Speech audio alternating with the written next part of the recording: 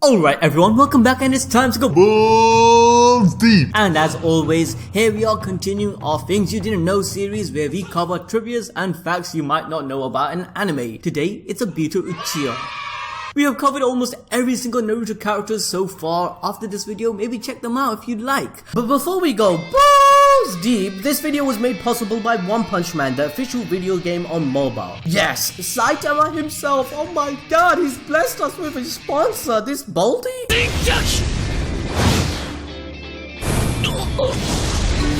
Checkmate. This video game shocked me because it reminds me so much of South Park RPG games on the console. The gameplay is very similar, so if you enjoy a story-based RPG game that makes your favorite show come alive, this is a game for you. Graphics, voice acting and special moves are official from the actual anime or manga. For example, in the start, you unlock Genos and can add him to your party, but you can collect over 50 characters in this game to train them into S-class heroes of your choice, and then you can mix and match your team to your choice for every single battle against enemies such as Boros, Deep Sea King and Vaccine Man that we see in the anime. This isn't one of those games that get no support too, because you know how you download a game and they die. But nah, not for One Punch Man fam, because there are multiple updates on the way, such as Season 2 of One Punch Man will be adapted into this game. It's the first officially authorized game of One Punch Man on phones, so at least, you know, give it a chance and download it to try and see it for yourself. It's available on iOS and Android. The links will be in the description and pinned comments. You don't fuck with neck, bro.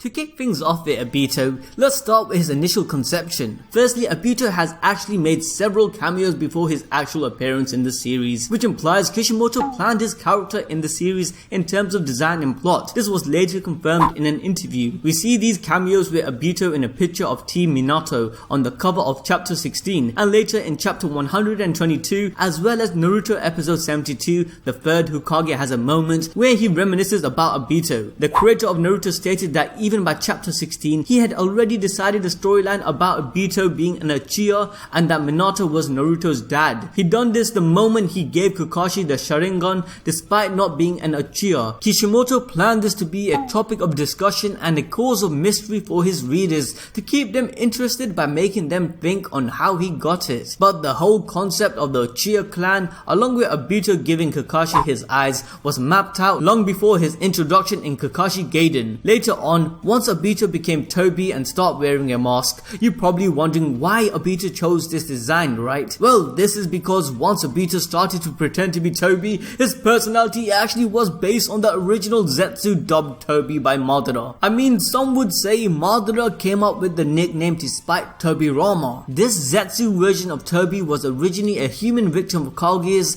infinite Tsukiyomi, who was tethered to the god tree over the course of years until transforming. He was ultimately stored within the demonic statue of the Outer Path, where he remained until the statue was summoned by Madara Uchiha, who used it to cultivate Hashirama Senju's DNA to produce a large flowing tree. Toby was one of Madara's minions and became friends with Obito Uchiha. Toby was designated the task of making sure Obito was of use to Madara when he woke up. Obito would name this being as Guru, so when he changed his name to Toby, his original design of the orange mask he wears was designed to look exactly like Guru's swirl pattern, as the meaning of Guru is turning around and around and around, or going in circles and wrapped around, which again refers back to the original Toby's function for Obito, as he wrapped around his body as his armor. This fact was later confirmed in Weekly Shonen Jump issue 14. Now, sticking to the topic of design, another interesting fact to note is that once Obito meets Madara Uchiha, he referred to him as his precious forefather or ancestor, which implies that he may be a direct descendant of him, which will then likely explain why Obito also uses the gunbai, just like Madara does, as this was most likely a trait and fighting style that he had. The gunbai Uchiha is based on the Japanese war fan in real life, which was used by the samurai class of feudal Japan. Gunbai were large solid open fans that could be solid iron metal with wooden core, or solid wood, which were carried by high ranking officers. They were used to ward off arrows, also as a sun sunshade and to signal to troops. But Kishimoto's inspiration for this design doesn't end here, because the gunbai is also from folklore, which involves direct confrontation between Takeda Shingen and Uesugi Kenshin at the 4th Battle of Kawanakajima. Kenshin burst into Shingen's command tent on a horseback, having broken through his entire army and attacked. His sword was deflected by Shingen's war fan. This most likely inspired the jutsu Obito dubbed Uchiha Return. He used this against Naruto by utilizing the gunbai Uchiha to block an incoming attack. The user nullifies the effect of the attack by converting the incoming chakra into wind nature of transformation. So yeah, Obito's character conception had some inspiration from actual Japanese folklore. Now, Obito being one of the major antagonists to the series has to be pretty powerful, right? Well, he is, but I don't think a lot of you guys understand just how powerful he is. So let me quickly break down Obito's strengths and accomplishments. At the age of 9, Obito became Genin, and when he was 11, he became Chunin, which just happened to be on his birthday. Later, at the age of 13, Obito participated in the 3rd Shinobi War and played his part to Konoha's victory. To add to this, along with saving his teammate Rin, he changed and molded one of the greatest shinobis to ever live, Kakashi. He also managed to fight off a couple of Rock Village Chunins and Jonin enemies. Although he ended up being crushed to near death, he did a decent job. Later, after being saved by Uchiha Madara and witnessing the love of his life die before his eyes, Obito unlocked his 3rd Tomo along with obtaining the Mangekyou Sharingan. Again, all when he was around the age of 13 to 14. Obito was also implanted with Hashirama's cells to help him heal, which half of his body is made up of, so he's basically half Zetsu, and due to this Obito is capable of using wood release. Now, after training under Madara and later with his leftover scrolls, along with the help of Zetsu and Guru Tobi, Obito managed to master his Mangekyou Sharingan and improve his skills to a level beyond imaginable. A year later, at the age of 14,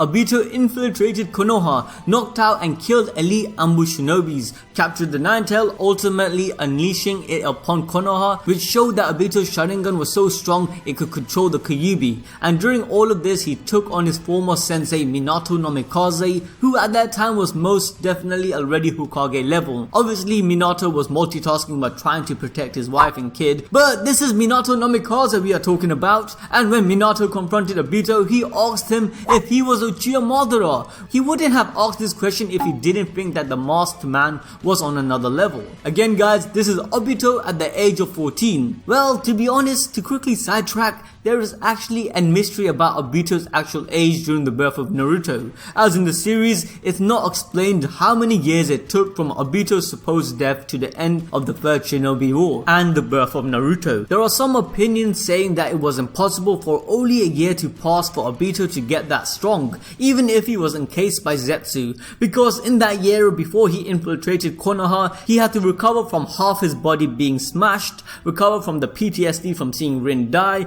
train and actually understand how his newly improved body works, and also study under Madara. And then we have to consider the events of him manipulating Nagato, establishing the new Akatsuki. Could this really all happen within a year? Lastly, the biggest issue was that Kakashi, due to graduating earlier than Obito to become a genin by 4 years, it was possibly suggested that Obito was 4 years older than him. And Kakashi is said to be 13 at the birth of Naruto, making Obito 17 if we go by this logic. This would explain how Obito was so tall, although being encased in Zetsu made sense too, but 14-year-old Obito going head to toe with Minato, and let's not forget he killed the 3rd Hokage's wife and couple of Ambus too. Like, it doesn't make sense, but you know, it's still possible. If he was 14, he's pretty OG. Leaving that aside, couple of years later, Obito helped out Itachi massacre all of the Uchiha members and even made a prodigy like him believe that he was Uchiha Madara, which clearly shows the aura and level of Obito's strength. And let's not forget, Obito also manipulated Pain, Danzo and Hanzo, showing his intellectual level over these elite ninjas. Another accomplishment is that Obito controlled Akatsuki from the shadows at the same time displaying an act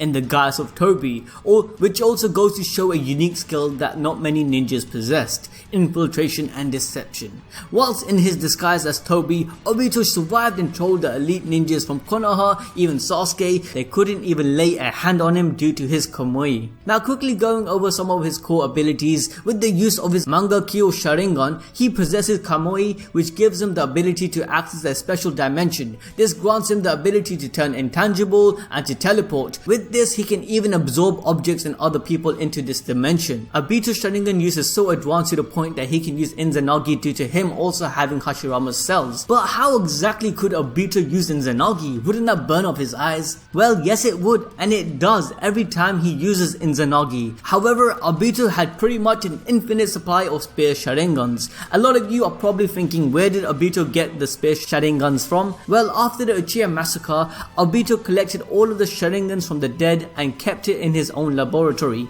This lab is located in the region known as the Mountains Graveyard. This was Madara's and Obito's base for some time. This is the same lab that Obito used to transplant Itachi Sharingan into Sasuke's, and if you lot look closely enough, you can see the numbers of Sharingan stored in containers in the background. Now, apart from being a master Sharingan user, as mentioned earlier, Obito can use wood release, which makes him OP with that alone. Later in the series, Obito gains the Rinnegan, and then he even becomes the Jinchuriki for the Ten Tails. Obito's broken, okay? Probably the third strongest antagonist in the Naruto Shippuden series. Also, come on now, if you got into this point of the video, be sure to smash that like button to support this series, and let me know if you haven't fallen asleep yet by commenting Chidori below.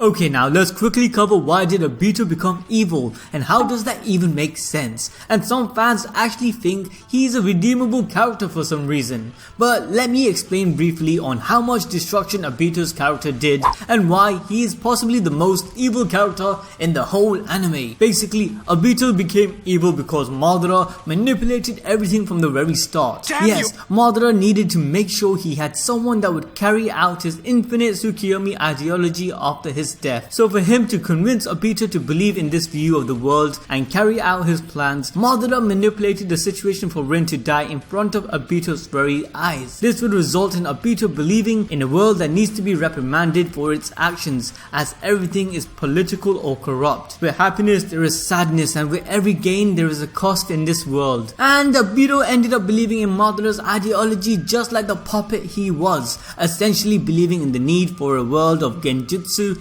where there will be no cost for peace and one where Rin being alive. Madara planned Rin's death, as he himself mentions it during the time he tells Obito about how he was behind the making of Rin as a Jinchuriki and being followed by the hidden mist. He also made Obito believe that Kakashi killed Rin with his lightning blades so that he could sever his ties with him and unlock his Mangekyou Sharingan. Madara stated he planted a cursed puppet seal in both Rin and Obito, and both ended the same way he wanted them to. He mentioned all of this in Shippuden episode 425. But coming back to the main point, with Obito becoming evil, how much destruction did he actually do? Well, Obito is the reason Yahiko died as he worked with Danzo. He also manipulated Nagata for his own gain. Obito is the reason Naruto's parents died, along with many other family members of every single side character that remembers the day since he unleashed the Nine Tails. So every single character that you know in Naruto that remembers the day and lost someone,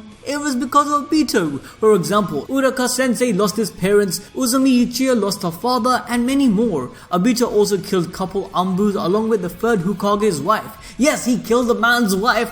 Come on man, that's pretty messed up. Obito is also technically the reason Naruto gained the Nine Tails and had a shitty life, being alone and being bullied.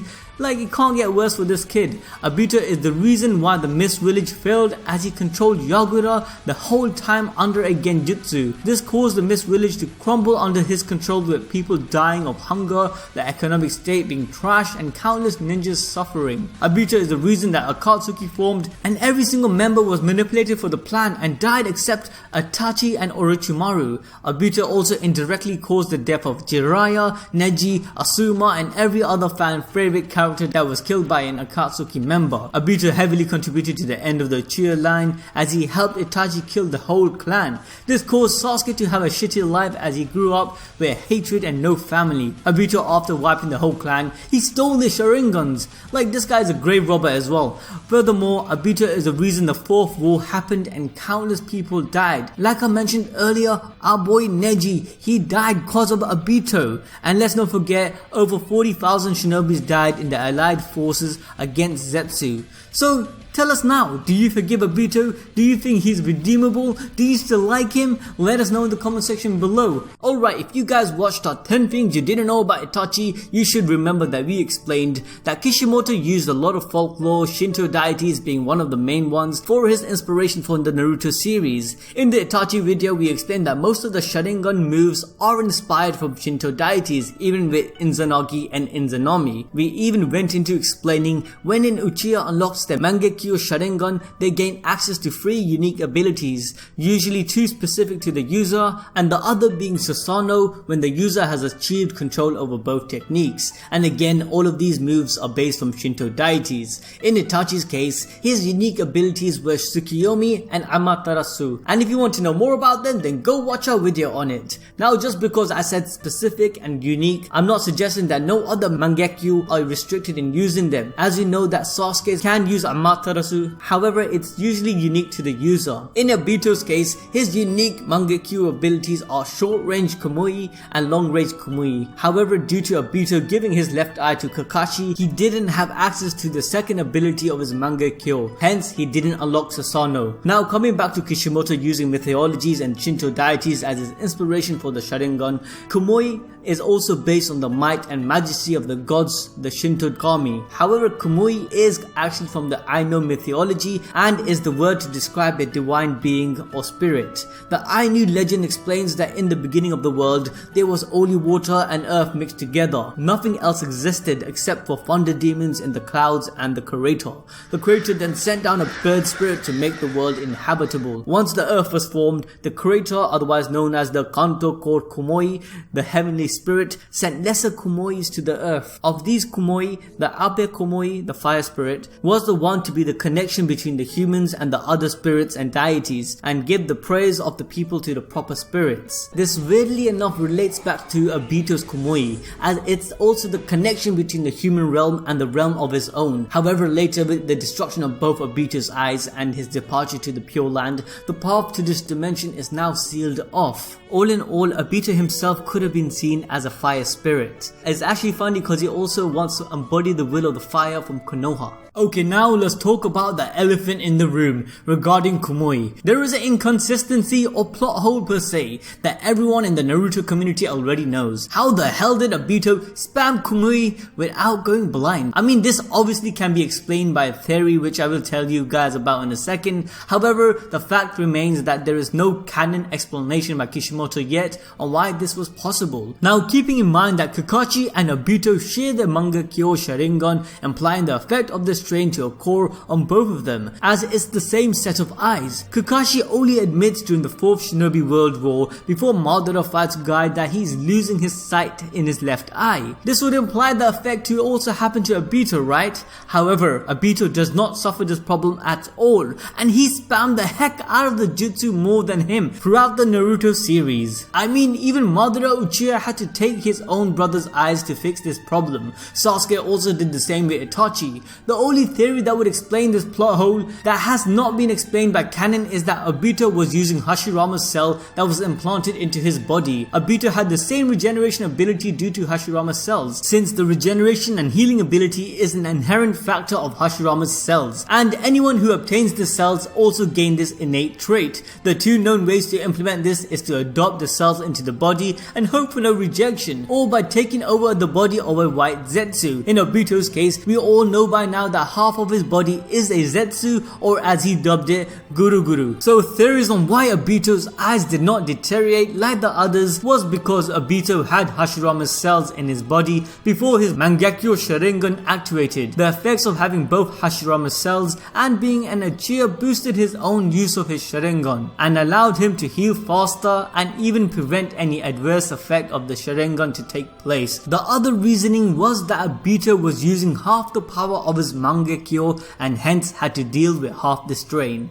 Alrighty, that's the end of this video. You now understand everything about Obito's character from Naruto and all the trivias revolving around his character. I hope you learned something new, and if you did, then smash that like button, comment in the comment section below on which character you want us to cover next. And if you like, please do follow us on Instagram and Twitter too, as we keep updates of what we are doing and what videos we are producing behind the scenes. Until then, see you guys next time.